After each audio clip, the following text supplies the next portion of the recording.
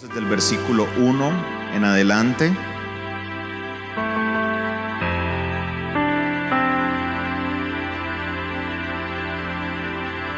Dice la palabra de Dios de la siguiente manera: Después Samuel dijo a Saúl: Jehová me envió a que te ungiese por rey sobre su pueblo Israel. Ahora pues, está atento a las palabras de Jehová. Así ha dicho Jehová de los ejércitos: Yo castigaré lo que hizo Amalec a Israel al oponérsele en el camino cuando subía de Egipto. Ve pues y hiere a Amalec y destruye todo lo que tiene y no te apiades de él. Mata a hombres, mujeres, niños, aun los de pecho, vacas, ovejas, camellos y asnos. Saúl pues convocó al pueblo y les pasó revista en Telaim 200,000 de a pie y 10,000 hombres de Judá. Y viniendo Saúl a la ciudad de Amalec, puso emboscada en el valle. Y dijo Saúl a los ceneos: Idos, apartaos y salid de entre los de Amalec, para que no os destruya juntamente con ellos, porque vosotros mostrasteis misericordia a todos los hijos de Israel cuando subían de Egipto.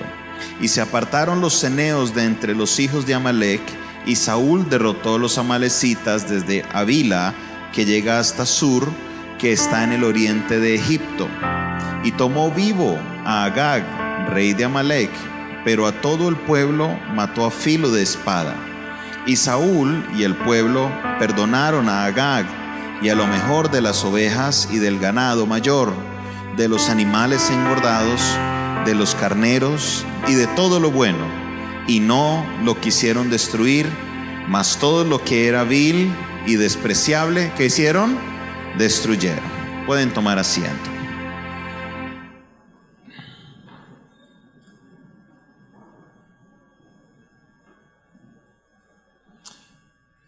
Hace unas semanas empezamos una serie que la titulamos Mayordomía. Para darles un pequeño resumen, empezamos estableciendo primero que todo le pertenece ¿a quién? Todo le pertenece ¿a quién? A Dios. La semana anterior vimos cómo un pacto que hizo Jacob se ha hecho a perpetuidad y hasta hoy todavía honramos el pacto que hizo Jacob con el Señor. ¿Cuál fue ese pacto? Ese pacto lo encontramos en Génesis capítulo 28, cuando él le dice al Señor: Señor, si fuere de viaje y regresare bien de este viaje a la casa de mi padre, y tuviere comida para comer y vestido para vestir, Jehová será mi Dios, y de todo lo que recibiere, el diezmo apartaré para ti. Estudiamos en Malaquías 3 cómo el Señor les habla al pueblo porque ellos están olvidando quién es el dueño de todas las cosas. El día de hoy vamos a estar mirando cuál debe ser nuestra actitud hacia la mayordomía. ¿Cuál debe ser mi actitud hacia la mayordomía? Digo una vez más, ¿cuál debe ser mi actitud hacia la mayordomía? Y pareciera por encima que este texto que acabamos de leer no tuviera una conexión, pero yo quiero que miremos el corazón de Saúl, la intención, para que de ahí podamos desprendernos en el tema de la actitud. Dios le había hecho una promesa a Amalec. ¿Quién era Amalec? Amalec era un pueblo que había tomado la decisión cuando Israel estaba en el desierto camino a la tierra prometida. Amalec salió a impedirles el camino, salió a hacerle la guerra sin necesidad alguna. No estaban pasando por la tierra de Amalec, pasaron cerca, pero los amalecitas decidieron salir a hacerle la guerra. Y Dios les dijo: les prometo que los voy a desaparecer. Esto sucedió cuando ellos estaban en el desierto. Llega el día en que Samuel recibe palabra del Señor y va y le dice a Saúl: Saúl, llegó la hora de hacer cumplir esta promesa. Por esa razón le dice: acabe con todo, hombres, mujeres, niños de pecho, vacas, ovejas, lo que se aparezca, su deber es desaparecerlos. ¿Por qué razón? Porque les salieron al encuentro a los israelitas mientras ellos andaban en el desierto. Durante este periodo llega Saúl y dice: bueno, voy a hacerle caso a Dios. se va, reúne a su gente, dice que eran 200,000 de a pie y se fueron todos hacia esta guerra. Dentro de la tierra de los amalecitas habían un grupo que se llamaban los ceneos. Resulta que los ceneos sí ayudaron a los hijos de Israel. Entonces él fue y les avisó, les dijo: como ustedes no se metieron en este lío, váyanse, porque el problema no es con ustedes. Déjense, háganse a un ladito. No sea que paguen justos por pecadores. Y llega Saúl y entra en batalla, oiga, y ganó la batalla. Y empieza a acabar con todo, pero en medio de la pelea se le abren los ojos. Empiezan a ver que dentro de los amalecitas hay unas vacas que son de las vacas bonitas. Y hay unas ovejas que son de las ovejas bonitas. Y así empiezan ellos a darse cuenta que lo que había en Amalec no era todo malo, habían algunas cosas interesantes. Entonces él y el pueblo toman una decisión. ¿Qué les dijo Dios? ¿Cuál era la orden de Dios? Desaparezcanlos. O sea, que no quede nada. Y Saúl dice que él y el pueblo tomaron la decisión de perdonarle la vida primero al rey llamado Agag. Empezando por ahí, no desaparecieron a todos. ¿Por qué razón al rey y no a otras personas? No sabemos. El texto no nos lo dice. De ahí para allá lo que hagamos sería especular o llegar a conclusiones propias de las circunstancias o de nuestro pensamiento. Pero la realidad es que el texto no nos dice por qué razón le perdonaron la vida a Agag. Sí nos dice que no solo le perdonaron la vida a Agag, sino que empezaron y trajeron lo mejor de las vacas, lo mejor de las ovejas, lo mejor del ganado que encontraron, y empezaron a despreciar lo feo. Entonces lo feo sí lo mataron, pero lo bueno se lo llevaron de regreso a su tierra. La orden era: desaparezcanlos. Pero estando en la ejecución de la orden, se les abrió los ojos. Y es aquí donde viene una confrontación, que entramos en el versículo 10. Quiero que usted siga ahí en el texto conmigo. Y viene la reacción de Dios hacia esto. Dice el texto: y vino palabra de Jehová a Samuel diciendo: me pesa haber puesto por rey a Saúl, porque se ha vuelto de en pos de mí, y no ha cumplido mis palabras. Y se apesadumbró Samuel, y clamó a Jehová, toda aquella noche. Madrugó luego al otro día Samuel para encontrar a Saúl por la mañana. Y fue dado aviso a Samuel diciendo: Saúl ha venido a Carmel, y he aquí se levantó ¿qué? Un monumento, y dio la vuelta, y pasó adelante, y descendió a Gilgal. Vino pues Samuel a Saúl, y Saúl le dijo: oh, bendito seas tú de Jehová, yo he ¿qué? Cumplido la palabra de Jehová. Pare ahí. Note la actitud de Saúl. Saúl está diciendo: oh, qué alegría verte, Samuel, porque lo que me dijiste que hiciera, eso lo hice. En su corazón Saúl está convencido que todo lo que tenía que hacer de parte de Dios, él lo hizo. Seguramente cuando estaba en el momento de separar las ovejas y las vacas, sintió en su corazón decir: no, es que yo siento, como muchas veces decimos, que yo siento guardar lo mejor para Dios, o yo siento separar esto, yo no siento hacer lo otro. Nos dejamos guiar mucho por esto del yo siento o el yo no siento. Note que él en su mente, él no le huye a Samuel. Él no se le esconde a Samuel. Cuando una persona es desobediente, esa es la tendencia normal. Quiere evitar hablar con la persona que le dio la orden. No quiere darle la cara. Pero Saúl sale al encuentro de Samuel y dice: oh, qué bueno verte, Samuel. Bendito seas tú de Jehová. Y óigame, venga, le muestro que acabo de cumplir todo lo que usted me dijo, todo lo que Jehová me dijo. ¿Y qué le responde Samuel, perdón. Samuel le dijo entonces, versículo 14, pues, ¿qué balido de ovejas y bramido de vacas es este que yo oigo con mis oídos? Y Saúl respondió, oh, de Amalec los han traído, porque el pueblo perdonó lo mejor de las ovejas y de las vacas. ¿Con qué motivo? Para sacrificarlas a Jehová tu Dios, pero todo lo demás lo destruimos. Entonces le dijo Samuel a Saúl, déjame declararte lo que Jehová ha dicho esta noche. Y él le respondió, di. Versículo 17, ¿lo está leyendo conmigo? Y dijo Samuel, aunque eras pequeño en tus propios ojos, ¿no has sido hecho jefe de las tribus de Israel? Y Jehová te ha ungido por rey sobre Israel. Y Jehová te envió en misión y dijo, ve, destruye a los pecadores de Amalec y hazles guerras. ¿Hasta qué? Hasta que lo acabes. ¿Por qué pues no has oído la voz de Jehová, sino que vuelto al botín has hecho lo malo ante los ojos de Jehová? Ahí Samuel le está declarando lo malo que él hizo. Le dijo, usted no estaba supuesto a volverse al botín. Usted no estaba supuesto a ir a tocar eso. Dios te dijo, no lo toques y no lo debes tocar.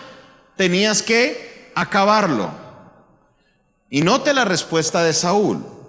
Y Saúl le respondió a Samuel, antes he obedecido la voz de Jehová y fui a la misión que Jehová me envió y he traído a Agag, rey de Amalec, y he destruido a los amalecitas. Ahora el problema es el pueblo. Vea lo que dice, mas el pueblo tomó del botín ovejas y vacas, las primicias del anatema, para ofrecer sacrificios a Jehová tu Dios en Gilgal. Nótese que aquí hay una palabra que aparece de nuevo en el texto bíblico, que es la palabra anatema. ¿Cuándo usted escuchó esta palabra anteriormente? Aparece en el libro de Josué, entre el capítulo 6 al capítulo 8, cuando viene la destrucción de Jericó, que Dios le dice a Josué, Josué, no vas a tocar nada del tesoro de Jericó, porque eso es anatema. La palabra anatema quiere decir separado. Eso no se podía tocar. Y entendiendo en contexto lo que Dios le estaba diciendo a Josué, ¿qué le había dicho Dios a Josué? No cogerás el botín porque el botín es anatema. Lo que quería decir este texto es que eso, recuerde que Jericó fue la primera batalla que Josué libró. Y aquí vemos un concepto de las primicias. Lo primero que tenía que ofrecerle Josué a Dios fue Jericó. Dios le entregó 32 ciudades más, 33 ciudades más. Y solo le pidió la primera. No le pidió ninguna otra. Luego de Ai y de todas las demás ciudades que se encontró, no le pidió nada del botín. Solo de la primera le dijo, no lo toques. Ahora en este texto vuelve y aparece, le dice, he separado la primicia del anatema, he separado lo mejor de lo que me dijiste que no tocara, para dárselo al Señor. En su mente Saúl está convencido de que él hizo algo que era correcto, de que el pueblo no hizo nada malo. Y ahora entramos en el versículo 22. Y mire lo que dice el versículo 22. Se complace Jehová tanto en los holocaustos y víctimas como en que se obedezca las palabras de Jehová. Ciertamente el obedecer es mejor que los sacrificios, y el prestar atención que la grosura de los carneros. Porque como pecado de adivinación es la revelación, y como ídolos e idolatría es la obstinación. Por cuanto tú desechaste la palabra de Jehová, Él también te ha desechado para que no seas rey. Aquí entramos en la cumbre de este texto. en la parte especial, en la palabra de Dios hacia Saúl. Nótese que Dios no le dice, qué bueno que me trajiste sacrificios. Al contrario, le dice, es mejor la obediencia que los sacrificios. Y aquí vamos a ver lo primero que nosotros debemos tener. ¿Qué actitud debemos tener nosotros a la hora de administrar los bienes que Dios nos ha dado? Entendemos nosotros que la vida que tenemos, ¿quién nos la dio? Este día de vida que usted tiene aquí, este tiempo que usted está sacando, ¿quién se lo ha dado? La casa que tienes, ¿quién nos la dio? La familia que usted tiene, ¿quién se la dio? El dinero que usted tiene, ¿quién se lo dio? Entonces yo debo tener una actitud hacia esas cosas que Dios me ha dado. Y mi actitud debe ser obediencia. A la hora de yo administrar algo para el Señor, mi actitud debe ser de obediencia. ¿Por qué quiero empezar con esta actitud? Porque para muchos la actitud del dar ofrenda, del dar el diezmo, es porque nos toca hacerlo. O hay veces hay personas que dan ofrenda para tapar otra cosa. Se sienten mejor. Es una manera como que dice, el que peca y reza empata. Entonces si peco y doy una ofrenda, pues empato. Y todo esto viene de una mentalidad que viene de la iglesia tradicional. Cuando se hablaban de las indulgencias, cuando se hablaba de que si usted pecaba o cuando la moneda cayera al fondo del bolsillo, no recuerdo muy bien cómo era el dicho, nunca estuve en una misa, pero el dicho era que si se daba una ofrenda, algo se liberaba, algo quedaba libre.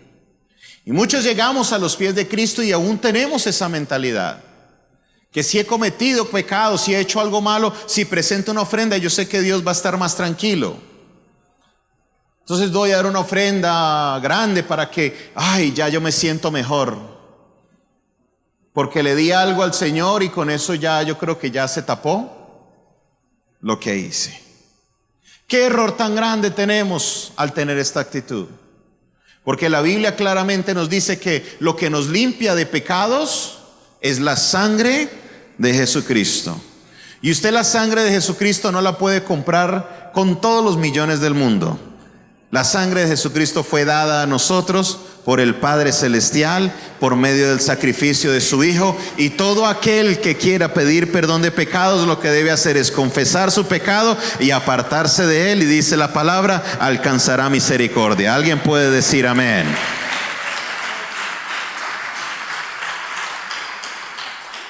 ¿Cómo debe ser mi actitud entonces hacia todo? Debe ser una actitud de obediencia. ¿Cómo debe ser mi actitud? Si la palabra de Dios me dice, no dejen de congregarse como algunos tienen por costumbre, ¿qué debo hacer? No dejar de congregarme. Ay, pastor, pero es que no tengo tiempo, usted sabe que yo estoy muy ocupado, que es que Señor lo dijo, y si Dios lo dice, yo debo hacerlo. Lo mismo sucede con la parte de las finanzas. Si Dios dice, debo apartar el diezmo para Él, ¿qué debo hacer? Con gozo, con alegría, apartarlo porque es ¿para quién? Para el Señor. Vamos al libro de Juan, capítulo 12. Y aquí vamos a ir al segundo punto del día de hoy.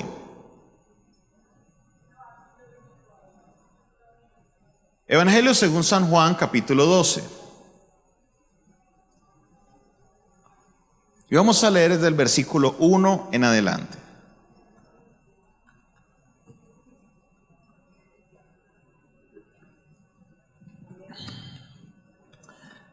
Seis días antes de la Pascua, vino Jesús a Betania, donde estaba Lázaro, el que había muerto y a quien había resucitado de los muertos.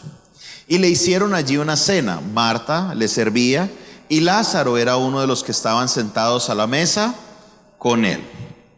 Versículo 3. Entonces María tomó una libra de perfume de nardo puro, de mucho precio, y ungió los pies de Jesús y los enjugó con sus cabellos. Y la casa se llenó del olor del perfume. Y dijo uno de sus discípulos, ¿cuál de ellos? No cualquier Judas, porque habían dos Judas, sino específicamente Judas Iscariote, hijo de Simón. ¿Qué otro dato nos da de este Judas Iscariote? El que le había de entregar. ¿Qué dijo él? ¿Por qué no fue este perfume vendido por 300 denarios y dado a quién? A los pobres. Pero dijo esto. Este texto es muy curioso, el que sigue. ¿Lo está leyendo conmigo? Dice, pero dijo esto no porque se cuidara de los pobres, sino porque eran, y teniendo la bolsa, sustraía de lo que en ella se echaba. Entonces dijo Jesús, déjala, para el día de mi sepultura ha guardado esto, porque a los pobres siempre tendréis con vosotros, mas a mí no siempre me tendréis. Aquí encontramos a 4 o 5 personajes importantes. Primero de ellos obviamente se encuentra Jesús. Y en el capítulo 11 encontramos el milagro de la resurrección de Lázaro. Entonces el texto empieza diciendo que llega Jesús a la casa de Lázaro y obviamente Jesús acababa de resucitar a Lázaro, pues ¿cómo recibieron a Jesús? ¿Cómo cree que lo recibieron? Con una cena especial y llamaron a los discípulos y estaban todos ahí. Estaba Marta, que era la que estaba sirviendo, y María saca una libra de perfume de nardo puro, que era un perfume costosísimo. Este no es para ser confundido con el otro perfume que fue dado, que costaba un año de salario. Son 2 ocasiones diferentes. Esta sucede justo 6 días antes de la Pascua, 6 días antes de Jesús tener la última cena. Y Jesús dice que se queda sentado y María le riega el perfume, un perfume costosísimo. El perfume de nardo era uno de los perfumes más costosos que había en esta época. No estamos hablando de 10,000, 20,000 pesos, estamos hablando de millones de pesos. Y se los echa a los pies de Jesús y los enjuaga con sus cabellos. Y mientras ella está haciendo eso, hay un personaje por ahí sentadito. ¿Alguien se sabe el nombre de ese personaje? Estaba ahí comiéndose su comida y observaba, ¿no? Y decía, ay, ahí está la platica. Esta versión tiene mucha credibilidad porque la persona que la está escribiendo no es el caso de Marcos o el caso de Lucas. Marcos y Lucas no fueron testigos presenciales. Marcos posiblemente fue un discípulo de Pablo inicialmente y luego de Pedro, conocido mejor como Juan Marcos. Y el caso de Lucas fue un discípulo de Pablo. Los dos tenían una edad muy pequeña cuando Jesús, o estaban entre los 6 o los 7 años cuando Jesús fue crucificado. En el caso del Evangelio de Mateo y el Evangelio de Juan, ellos fueron discípulos de Jesús y anduvieron con Jesús, y Juan estaba sentado en esa mesa. Y Juan dice, Judas Iscariote le da por decir, oiga, ¿por qué no, en vez de desperdiciar ese aceite, por qué no mejor lo venden y se lo dan a los pobres? Y Juan hace una aclaración, dice, él no dice porque estuviera preocupado de los pobres, sino porque al hombre le gustaba. Él era el tesorero de las finanzas de Jesús, y cuando tenía la bolsa, dice que él sustraía monedas de la bolsa. Y estando ahí, empezamos a ver el corazón de este personaje llamado Judas, que más adelante lo vamos a encontrar. O vamos a la versión de Mateo. Vaya conmigo a Mateo capítulo 26. Evangelio según Mateo capítulo 26. Y desde el versículo 1 usted ve que está el complot. Dice el título, complot para matar a Jesús. El sumo sacerdote y la gente vieron que Jesús era una amenaza y dijeron, tenemos que matar a Jesús. Esto nos va a causar un problema. Y ellos tratando de maquinar este plan, aparece otra vez este personaje llamado Judas, versículo 14, y dice: entonces uno de los 12, que se llamaba ¿cómo? ¿Sí están leyendo conmigo? Mateo 26, 14. Entonces uno de los 12, que se llamaba ¿cómo? Judas Iscariote, fue a los principales sacerdotes y les dijo: ¿qué me queréis dar? Y yo os lo entregaré. Y ellos le asignaron ¿cuánto? 30 piezas de plata. Y desde entonces buscaba la oportunidad para entregarle. Judas era una persona que su corazón estaba el dinero.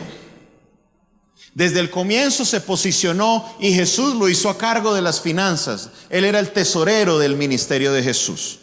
Si usted piensa que Jesús solo andaba como espiritualmente, sin recoger ofrendas, la Biblia claramente nos dice que había un grupo de mujeres que sostenían el ministerio de Jesús. Los 12 discípulos que andaban con él tenían familias. ¿No ha escuchado usted que Pedro negó a Jesús? ¿Y por qué Pedro negó a Jesús? Porque le sanó a la suegra. ¿Se leyó que Jesús le sanó a la suegra a Pedro? Sí, Jesús le sanó a la suegra. Y la suegra andaba con Jesús, era de las que sostenía el ministerio de Jesús. Y si Pedro tenía suegra, ¿qué quiere decir? Que era casado. Tenía familia. Y Jesús tenía que sostener a los 12 discípulos porque andaban con él todo el tiempo, y tenía que sostener también a sus familias. Obviamente Jesús recogía ofrenda, y por eso Juan hace la aclaración que Judas era el que tenía la bolsa y que de la bolsa le gustaba sacar monedas. Imagínense lo que le daban a Jesús, que le alcanzaba para que robara a Judas, y aún sostenía a 12 personas con todos sus ministerios. El problema que tenía Judas es que Judas tenía la mirada puesta en el lugar equivocado. Todos los demás discípulos deberían tener su mirada puesta ¿en quién? En Jesús. Pero Judas tenía su mirada puesta ¿en qué? En la bolsa, en el dinero. Y esta ambición, esta avaricia, lo lleva a él al punto que, teniendo a Jesús al lado, párate, Henry, hágase aquí al lado mío. No que él sea Jesús, porque creo que Jesús tenía cabello. Pero tenía aquí a Jesús, y hagamos de cuenta que está la bolsa, ¿no? Está la bolsa del dinero. Y él podía escoger entre Jesús y la bolsa del dinero. No estamos hablando de cualquier personaje. No estamos hablando de un personaje mortal que vino, pasó y se olvidó en la tierra. Estamos hablando del Hijo de Dios. Estamos hablando de aquel que se apareció a los discípulos cuando el mar estaba bravo e hizo calmar el mar. Y todos se preguntaban: oiga, ¿este qué tiene que cuando habla hasta el mar le hace caso? Que los paralíticos caminaban, que los ciegos veían. Pero él tenía los ojos puestos en la bolsa. No, usted no es Judas, usted es Jesús. El Judas soy yo.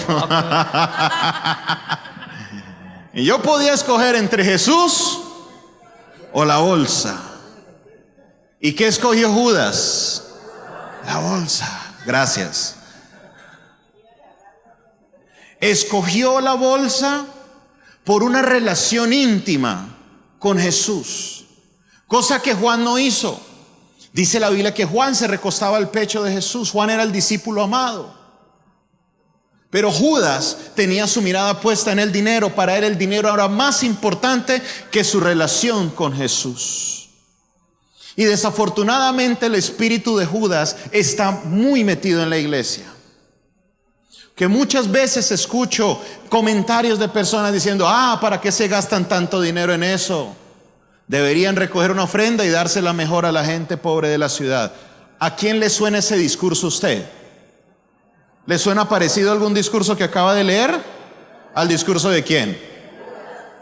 Ay, yo no llevo dinero a esa iglesia porque es que allá recogen mucho dinero.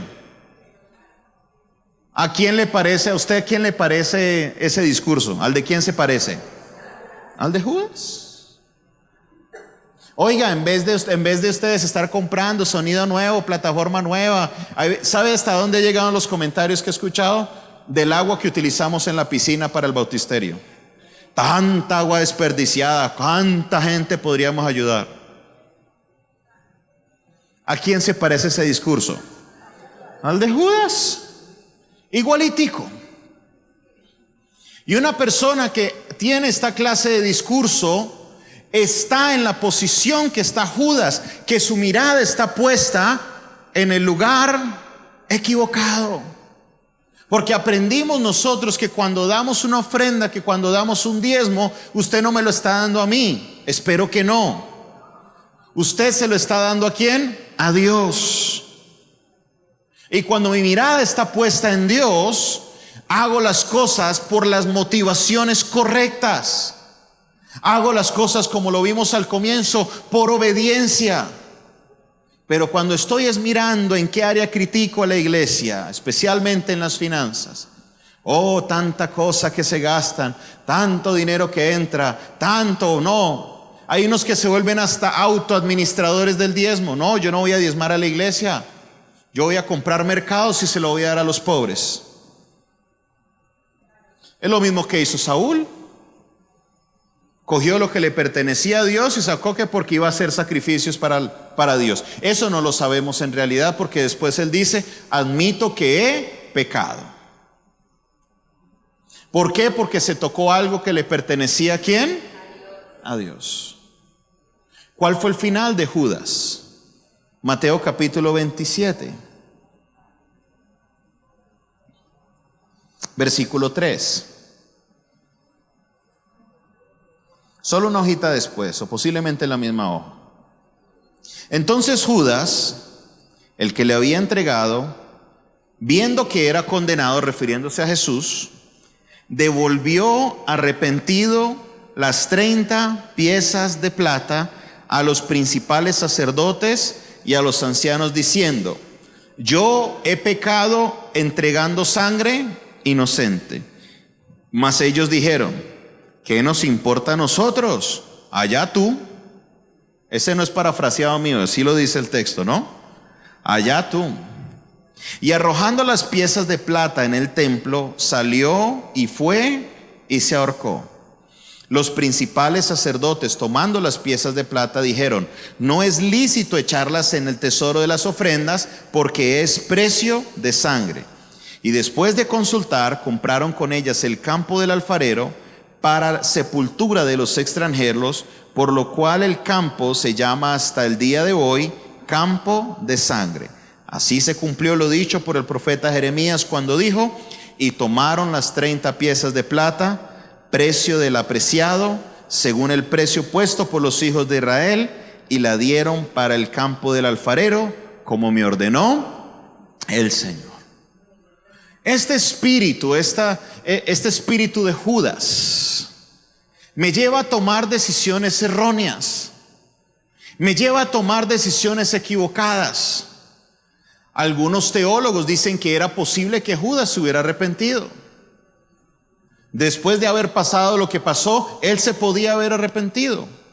Y toman como base que Pedro, después de haber negado a Jesús 3 veces, se arrepintió y fue un gran instrumento de Dios. Y si Dios perdonó a Pedro, podía haber perdonado también, porque era parte del plan. Alguien tenía que entregarlo. Pero su mente estaba tan pegada a eso, que eso lo llevó a una muerte. Y no cualquier muerte, él mismo se quitó la vida. Hoy en día, mis hermanos, para muchos, el estar pegado con la mirada en las finanzas no les ha llevado a una muerte física, pero les ha llevado a una muerte espiritual. Le hago una pregunta: ¿cuántas personas usted se encuentra en la calle que le dijeron alguna vez: yo no vuelvo a esa iglesia porque es que allá se roban los diezmos? Yo no vuelvo a esa iglesia porque es que allá los pastores andan enriquecidos, con carros nuevos, con ropa nueva. Yo no voy por allá. Y de ese rencor que se guardan en su corazón, no solo se alejan de la iglesia, se alejan de Dios, Posiblemente terminan en doctrinas de error, hasta negando que Jesucristo es su Salvador. Si yo niego que Jesucristo es mi Salvador, ¿eso a qué me lleva? ¿A la vida eterna? La Biblia es clara. Posiblemente usted hoy apenas esté comenzando a fijarse en las razones equivocadas. Y le digo, mis hermanos, que con temor y temblor les doy esta palabra porque no estaba en mi corazón darla. Pero el Señor insistía y me llevaba a esto, Decía, bueno, Señor, usted me dice, así lo voy a hacer. No pongamos, hermanos, nuestra mirada en lo que no es. No pongamos, hermano, nuestra mirada en el lugar equivocado. Hebreos capítulo 12 nos dice, puestos los ojos en Jesús, el quien es el autor y consumador de la fe. Nuestra mirada, mis hermanos, no debe estar puesta en el hombre. Porque quiero decirles algo, todos los hombres lo van a decepcionar a usted, incluyendo el que está aquí parado dándole este mensaje. En algún momento voy a hacer algo por lo cual usted va a quedar decepcionado de mí. Los hombres van a fallar. Solo hay uno que dio su vida en el madero. Solo hay uno que derramó su sangre por tus pecados. Solo hay uno que se ofreció por ti como un sacrificio para que usted pudiera tener, dice la palabra, para que todo aquel que en él crea no se pierda, mas tenga vida eterna. Aquel es Jesucristo. Por eso tu mirada debe estar puesta constantemente en Jesucristo.